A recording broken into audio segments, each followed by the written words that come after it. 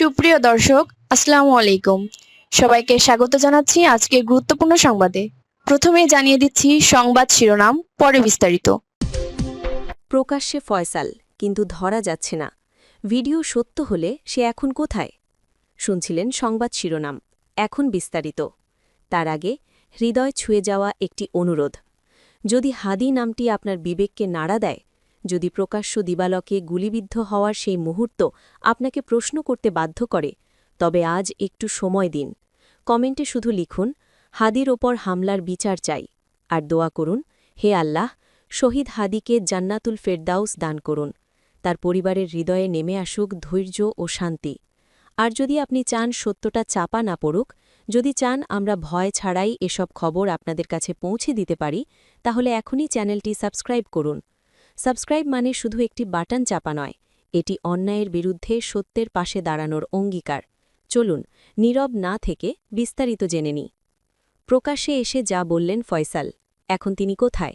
Video বার্তা, Dubai দাবি, মিথ্যা তথ্য আর হাদি হত্যার নেপথ্যের অস্বস্তিকর বাস্তবতা। একজন খুনি যখন প্রকাশ্যে আসে, তখন সেটি কখনোই সাধারণ ঘটনা নয়। আর যখন সেই ব্যক্তি দেশের সবচেয়ে আলোচিত একটি রাজনৈতিক হত্যাকাণ্ডের আসামি হন, তখন প্রতিটি শব্দ হয়ে ওঠে প্রশ্নবিদ্ধ। ইনকিলাব মঞ্চের মুখপাত্র শরীফ ওসমান, হাদি হত্যা মামলার অন্যতম আসামি ফয়সাল করিম মাসুদ হঠাৎ করেই একটি ভিডিও বার্তায় সামনে আসেন। কয়েক মিনিটের সেই ভিডিও মুহূর্তেই ছড়িয়ে পড়ে সামাজিক যোগাযোগ মাধ্যমে। কেউ বলছেন এটি বিভ্রান্তি, কেউ বলছেন পালিয়ে থাকার কৌশল, আবার কেউ সন্দেহ প্রকাশ করেন ভিডিওটি আদৌ সত্য কিনা। এই সন্দেহের জায়গাতেই আসে বড় তথ্য। ডিজিটাল অনুসন্ধানী ও ফ্যাক্ট চেকিং প্রতিষ্ঠান দ্য ডিসেন্ট ভিডিওটি যাচাই করে জানায় এটি কৃত্রিম বুদ্ধিমত্তা দিয়ে তৈরি নয়। ভিডিওতে ফয়সালের চেহারা, মুখভঙ্গি ও কণ্ঠ বাস্তব ফয়সাল করিমের সঙ্গে পুরোপুরি সামঞ্জস্যপূর্ণ। ব্যাকগ্রাউন্ড নয়েজ বিশ্লেষণ সহ 4টি নির্ভরযোগ্য যাচাই টুল ব্যবহার করে তারা এই সিদ্ধান্তে পৌঁছেছে। অর্থাৎ ভিডিওটি সত্য। কিন্তু ভিডিওর ভেতরের কথাগুলো কি সত্য? ভিডিওতে ফয়সাল করিম দাবি করেন তিনি বর্তমানে দুবাইয়ে অবস্থান করছেন, কিন্তু এখানেই প্রথম বড় প্রশ্নের জন্ম হয়। কারণ ভিডিওটি ছাড়া তার দাবির পক্ষে কোনো প্রমাণ নেই, নেই লোকেশন ডেটা, নেই পাসপোর্টের সিল, এমনকি ভিডিওর পরিবেশ থেকেও তার অবস্থান নিশ্চিত করা যায় না। ফ্যাক্ট চেক বলছে কেবল একটি ভিডিও দেখে কারো ভৌগোলিক অবস্থান নিশ্চিত করা সম্ভব নয়। ফলে ফয়সাল সত্যিই দুবাইয়ে আছেন নাকি অন্য কোথাও আত্মগোপনে, তা অজানাই রয়ে গেছে। ভিডিওতে ফয়সালের সবচেয়ে বিতর্কিত বক্তব্য আসে হত্যাকাণ্ডের মূল মুহূর্ত নিয়ে। তিনি দাবি করেন হাদি হত্যার সময় ব্যবহৃত মোটরসাইকেলে তিনি ছিলেন না। এই বক্তব্য প্রকাশ্যে আসার পর অনেকেই বিভ্রান্ত হন, কিন্তু তদন্ত বলছে ভিন্ন কথা। দ্য ডিসেন্ট এই দাবিকে সরাসরি মিথ্যা হিসেবে চিহ্নিত করেছে। আইন শৃঙ্খলা বাহিনীর তদন্ত, আগের বিশ্লেষণ এবং দেশের শীর্ষ গণমাধ্যমে প্রকাশিত তথ্য অনুযায়ী মোটরসাইকেলের পেছনে বসে গুলি চালিয়েছিলেন ফয়সাল করিম নিজেই। চালকের আসনে ছিলেন তার সহযোগী আলমগীর শেখ।